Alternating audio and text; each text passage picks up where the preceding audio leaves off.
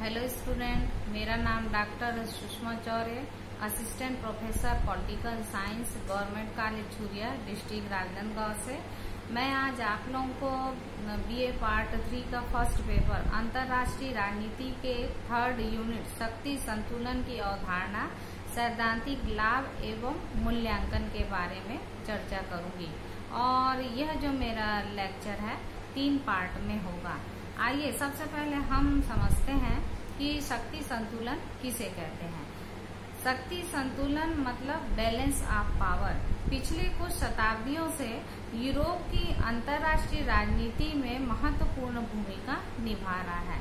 इसलिए इस सिद्धांत को अंतर्राष्ट्रीय संबंधों का एक मौलिक सिद्धांत या तो फिर अंतर्राष्ट्रीय राजनीति का एक आधारभूत नियम के नाम से हम जान सकते हैं।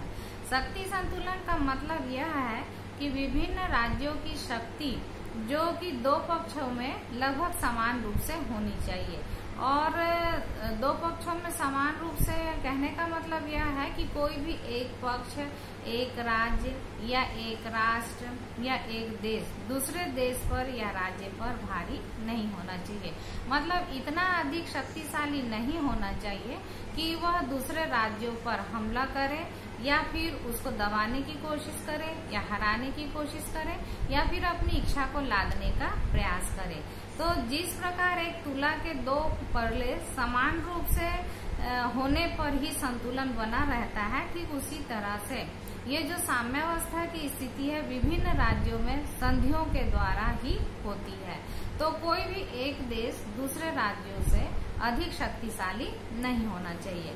अब हम देखते हैं कि स्वतंत्र राष्ट्रों के जो परंपरागत आपसी संबंध हैं, इन आपसी संबंधों की व्याख्या अक्सर शक्ति संतुलन के सिद्धांत के दृष्टिकोण के आधार पर ही की जाती है। और आज हम देखते हैं कि आज के जो लेखक हैं इस सिद्धांत को अंतर्राष्ट्रीय सिद्धांतों का एक मौलिक सिद्धांत या बुनियादी सिद्धांत के नाम से मानते हैं।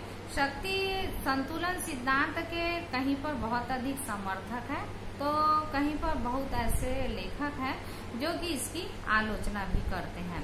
तो अगर हम आदर्शवादी विचारकों की बात करते हैं तो इन्होंने हमेशा शक्ति संतुलन की आलोचना की है। क्योंकि उनका यह मानना है कि यह जो सिद्धांत है शक्ति राजनीति से जुड़ा हुआ है।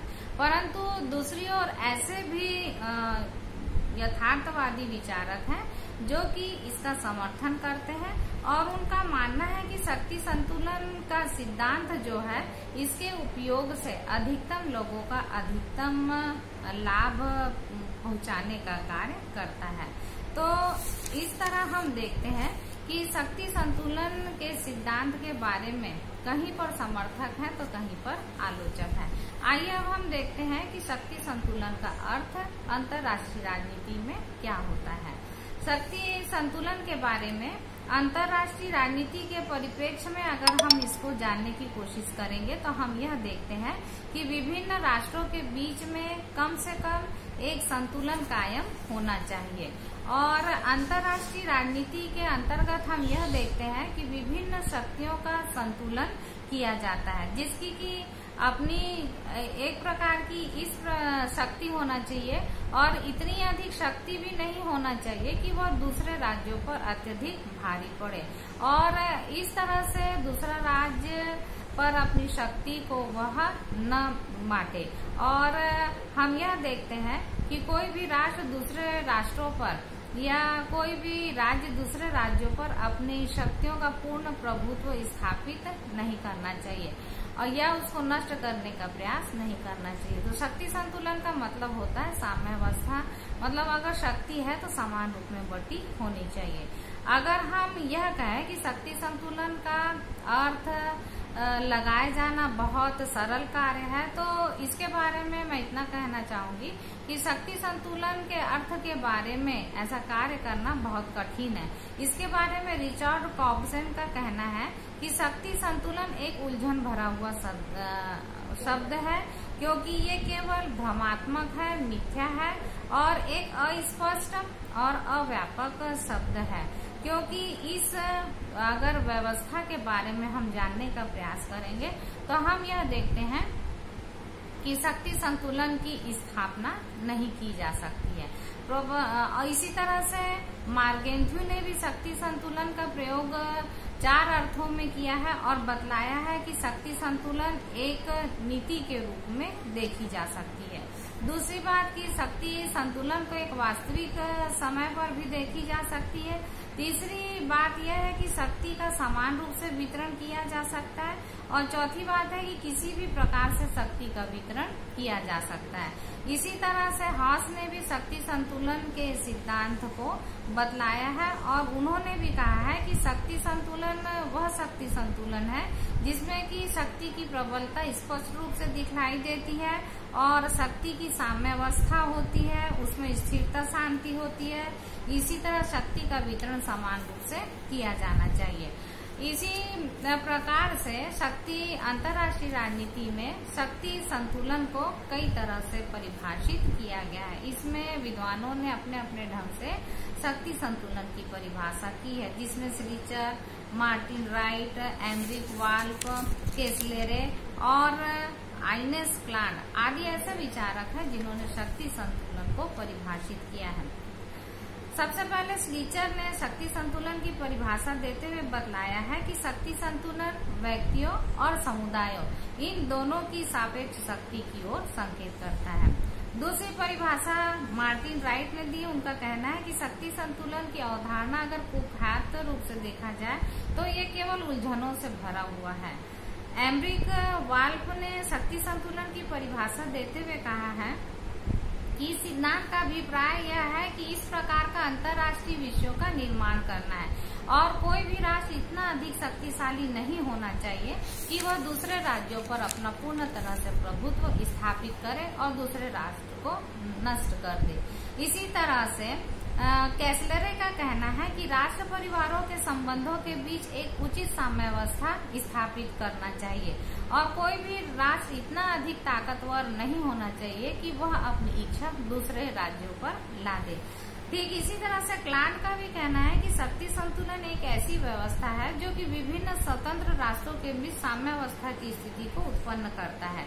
इसमें जो स्वतंत्र राष्ट्र है और स्वतंत्र राष्ट्र इसमें अपनी इच्छानुसार साम्यावस्था की स्थिति को उत्पन्न करते हैं और कोई भी राष्ट्र बिना किसी बड़ी शक्ति के दूसरे के कार्यों में हस्तक्षेप नहीं करता है और स्वतंत्रता पूर्वक इस शक्ति संतुलन का संचालन करता है।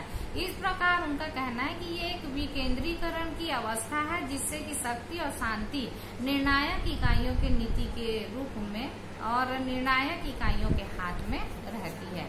अब हम देखते हैं कि शक्ति संतुलन की परिभाषा इन विचारकों ने जो दी है, इसी के आधार पर शक्ति संतुलन की कई विशेषताएं देखी जाती है और शक्ति संतुलन की विशेषताओं के बारे में यह देखा जाता है कि किस प्रकार से शक्ति संतुलन जो कि सभी राष्ट्र अगर शक्ति संतुलन में जुड़े रहते हैं और शक्ति संतुलन बनाए रखना चाहते हैं तो उनका मुख्य उद्देश्य होता है राष्ट्रीय हित में अभिवृद्धि करना और दूसरी बात अपने राष्ट्रीय हित को ध्यान में रखकर ही शक्ति संतुलन यानी साम्यावस्था की स्थिति में आगे बढ़ना होता है।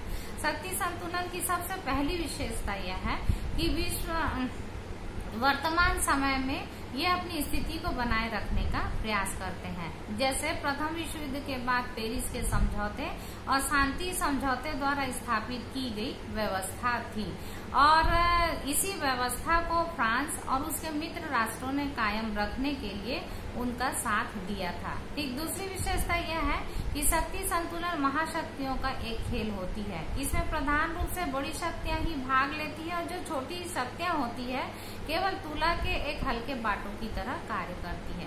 तीसरी विशेषता यह है कि शक्ति संतुलन कभी भी वास्तविक रूप में नहीं होती, ये निरंतर बदलते रहता है और इसकी असली परीक्षा हमको युद्ध के समय देखने को मिलती है।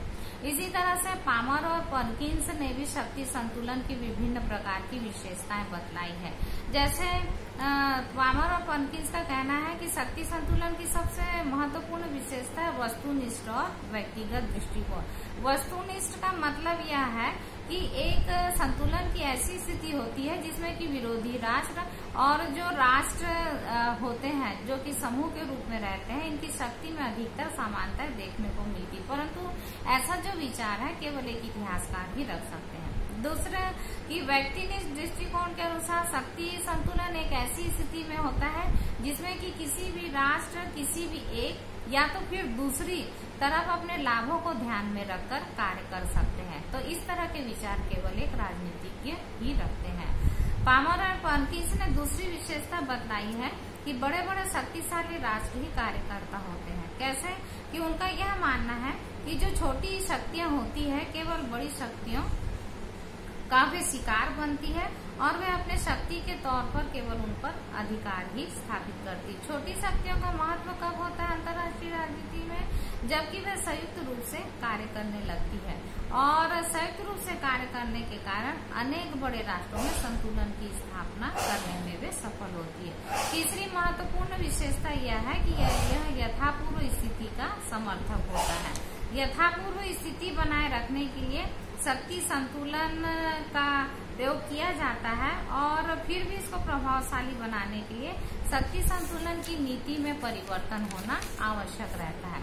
शक्ति संतुलन साम्यावस्था की आधार पर होती है।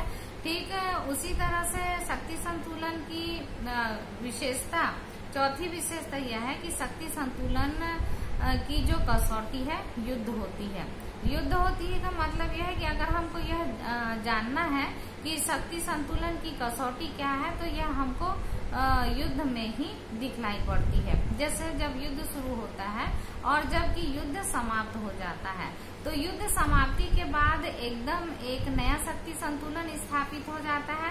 पुराने जो शक्तिहीन देश हैं वे पूरी तरह से खत्म हो जाते हैं और एक नए देश युद्ध में शक्तिशाली होकर उभर कर सामने आते हैं। छठवीं विशेषता है शक्ति संतुलन का स्वर्णिम युग। यह युग 1815 से 1914 तक का माना जाता है। ठीक उसी तरह से शक्ति संतुलन में अस्थायी और अस्थिरता देखने को मिलती है और सबसे महत्वपूर्ण विशेषता इसकी यह है, आठवीं विशेषता, कि राज्यों की एक बहुसंख्या एक अनिवार्य शर्त के रूप में दिखलाई देती है। नौवीं विशेषता यह है कि सक्रिय प्रयत्नों द्वारा शक्ति संतुलन को प्राप्ति की जाती है। 10वीं विशेषता है यह शांति का उपकरण नहीं, हालांकि शांति के लिए शक्ति संतुलन को बनाया जाता है या शक्ति संतुलन में जुड़ा जाता है, परंतु यह मुख्य रूप से शांति का उपकरण नहीं हो सकती है। इसी तरह से यह पामर और पर्किंस ने यह बताया कि सबसे बड़ी विशेषता यह है कि यह प्रजातांत्रिक राज्यों और तानाशाही राज्यों के लिए उचित नहीं है। ठीक उसी तरह से शक्ति संतुलन की मुख्य विशेषता यह है कि यह राष्ट्र हित का आधार होती है। ठीक उसी तरह से यह यथाशक्ति की स्थापना करने में सहायता होती है। तो इस तरह से हम देखते हैं कि शक्ति संतुलन की बहुत सारी विशेषताएं हैं।